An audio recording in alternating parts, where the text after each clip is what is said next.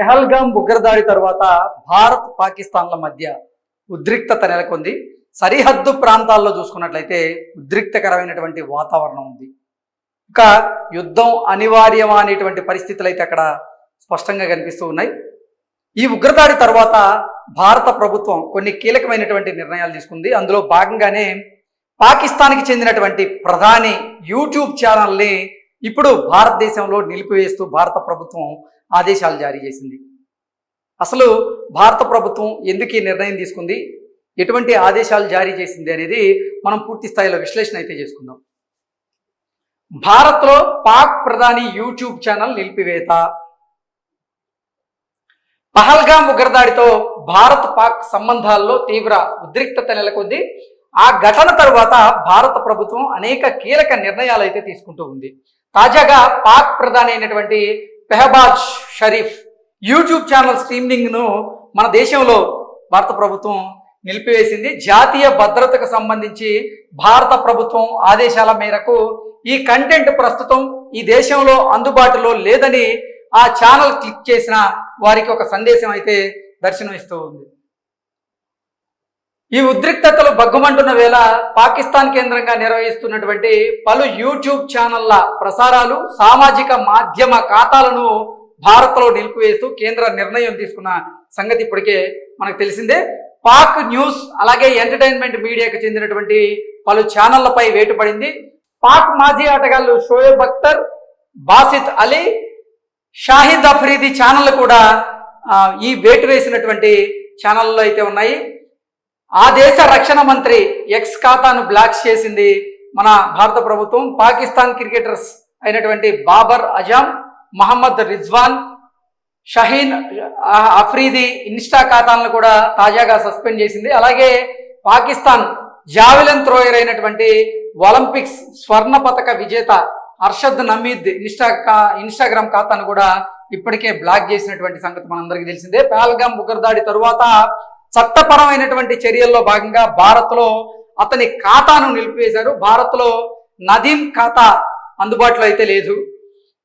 ఖాతాలోని సమాచారాన్ని నియంత్రించాలన్న చట్టపరమైనటువంటి అభ్యర్థనను పాటిస్తున్నామంటూ భారత్లో నమీద్ ఇన్స్టా ఖాతాను తెరిచిన వాళ్ళకి ఈ సందేశం అయితే కనిపిస్తుంది. ఓవరాల్గా చూసుకున్నట్లయితే ఈ ఉగ్రదాడి తర్వాత చూసుకున్నట్లయితే ఈ ఉగ్రదాడితో అసలు మాకు సంబంధమే లేదు, ఈ ఉగ్రదాడి వెనక మా హస్తం లేదు అంటూ పాకిస్తాన్ పదే పదే చెప్పేటువంటి ప్రయత్నం చేస్తున్నా ప్రపంచ దేశాల ముందు అసలు ఈ ఉగ్రదాడికి కారణం భారతే అని భారత్ని బూచిగా చూపించేటువంటి ప్రయత్నం అయితే పాకిస్తాన్ చేస్తూ ఉంది. నిజం చెప్పాలంటే ఉగ్రవాదాన్ని ప్రోత్సహిస్తుంది పాకిస్తాన్, ఉగ్రవాద సంస్థలకు షెల్టర్ ఇస్తుంది పాకిస్తాన్, ఉగ్రవాద సంస్థలకు ఆర్థిక సహాయం చేస్తుంది పాకిస్తాన్, ఉగ్రవాద సంస్థలకు ఆయుధాలను సప్లై చేస్తుంది పాకిస్తాన్, ఉగ్రవాదులకు ఆశ్రమాలను కల్పిస్తుంది పాకిస్తాన్.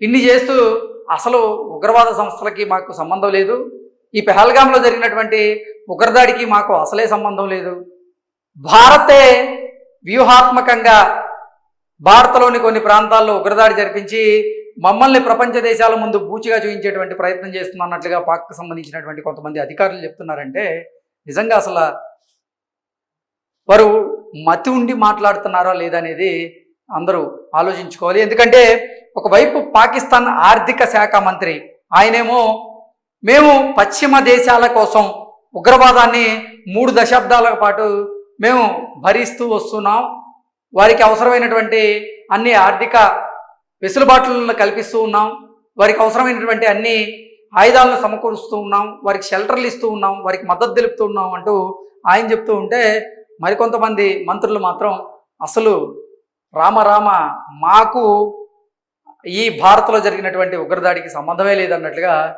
వారు చెప్తున్నటువంటి పరిస్థితిని మనం చూస్తున్నాం.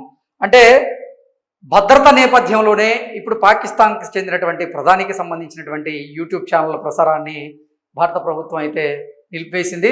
దానికి తోడు పాకిస్తాన్కి సంబంధించినటువంటి ఆటగాళ్ళు ఎవరైతే ఉన్నారో వాళ్ళకి సంబంధించినటువంటి ఇన్స్టాగ్రామ్ ఖాతాలను అంటే ట్విట్టర్ల అకౌంట్లను ఇలాగా చాలా వాటిలో ప్రసారం అయ్యేటువంటి ఈ సందేశాలు ఏవైతే ఉన్నాయో వాటిని మనం నిలువరించేటటువంటి ప్రయత్నం చేసి విజయవంతం చేయం. నిజంగా ఇది పాక్ ప్రధానితో పాటుగా పాక్ ఆటగాళ్లకు, పాక్లో ఉన్నటువంటి ఎంతోమంది అధికారులకు, పాక్ మద్దతుదారులకు కూడా ఒకంత షాక్ అని అయితే మనం విశ్లేషణ చేసుకోవచ్చు. మొత్తంగా చూసుకున్నట్లయితే అసలు మొన్న జమ్మూ కాశ్మీర్లోని పహల్గామ్ బైసరన్ వ్యాలీలో జరిగినటువంటి ఈ నరమేధం ఏదైతే ఉందో, ఆ నరమేధంలో అభంశుభం తెలియనటువంటి 28 మంది అమాయకులు అసూలు బాశారు. వారి మృతదేహాలను చూసినటువంటి యావత్ భారత జాతి నిజంగా రగిలిపోయింది. ప్రతి ఒక్కరి రక్తం అయితే మరిగిపోయింది. ఈ ఘటనకు భారత ప్రభుత్వం ప్రతీకారం తీర్చుకొని తీరాల్సిందే అంటూ కూడా భారతీయులందరూ కూడా పెద్ద ఎత్తున డిమాండ్ చేశారు. జమ్మూ కాశ్మీర్లో ఉన్నటువంటి ముస్లిం సోదరులు కూడా ఎట్టి పరిస్థితుల్లో ఈ ఉగ్రదాడికి ఈ ఉగ్రవాద సంస్థలకు, ఉగ్రవాదులకు, అలాగే ఈ ఉగ్రవాద సంస్థలు నడిపిస్తున్నటువంటి పాకిస్తాన్కు బలంగా బుద్ధి చెప్పి తీరాల్సిందే అంటూ వారు కూడా డిమాండ్లు చేయడం మనం చూసాం. అయితే భారత ప్రభుత్వం మాత్రం ఈ ఘటన తరువాత ఆచితూచి వ్యూహాత్మకంగా అడుగులు వేస్తూ ఉంది. ఇప్పటి వరకు ఎటువంటి ప్రతిఘటనకైతే మనం నోచుకోలేదు. అంటే భారత ప్రభుత్వం అయితే ప్రతీకారానికి సంబంధించినటువంటి దాడులకైతే ఇప్పటివరకు పాల్పడలేదు. కానీ రానున్న రోజుల్లో మాత్రం ఖచ్చితంగా భారత్ నుంచి ప్రతీకార దాడి ఉండి తీరుతుందంటూ కూడా ఎంతోమంది అంచనా వేస్తూ ఉన్నారు.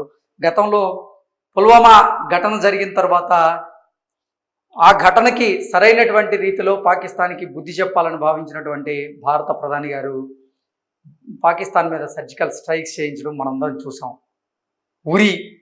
ఉరి ఘటన కానివ్వండి, బాలాకోట్ ఘటన కానివ్వండి, ఈ ఘటనలో ఎవరైతే ఉగ్రవాదులు ఉన్నారో వాళ్ళందరికీ తగిన బుద్ధి చెప్పాల్సిందే అంటూ అప్పుడు పెద్ద ఎత్తున డిమాండ్లు వచ్చాయి. ఇప్పుడు పెహల్గామ్ ఉగ్రదాడి తర్వాత కూడా పెద్ద ఎత్తున డిమాండ్లు అయితే వస్తూ ఉన్నాయి. ఈ నేపథ్యంలోనే భారత ప్రభుత్వం కూడా కొన్ని కీలకమైనటువంటి నిర్ణయాలు తీసుకుంటూ ఉంది. ఆ నిర్ణయాల్లో భాగంగానే భారత ప్రభుత్వం అయితే పాకిస్తాన్ ప్రధానికి చెందినటువంటి యూట్యూబ్ ఛానళ్ళ ప్రసారాలను భారత్లో నిలిపివేస్తూ నిర్ణయం తీసుకుంది. వాటితో పాటుగా కొంతమంది ఆటగాళ్ళకి సంబంధించినటువంటి ఇన్స్టాగ్రామ్ అకౌంట్లని, అలాగే యూట్యూబ్ ఛానల్ని కూడా బ్లాక్ చేయడం జరిగింది. సో ఇలా చేయకపోతే